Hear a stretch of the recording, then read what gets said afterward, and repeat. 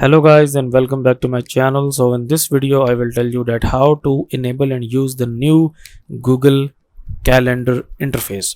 So the interface that you are seeing right here right now is the latest interface released by Google. Okay, so let's suppose that if you don't have this UI here, okay, you have still the same UI for this. So you can basically get the new UI if you click on this settings menu here and click on settings here.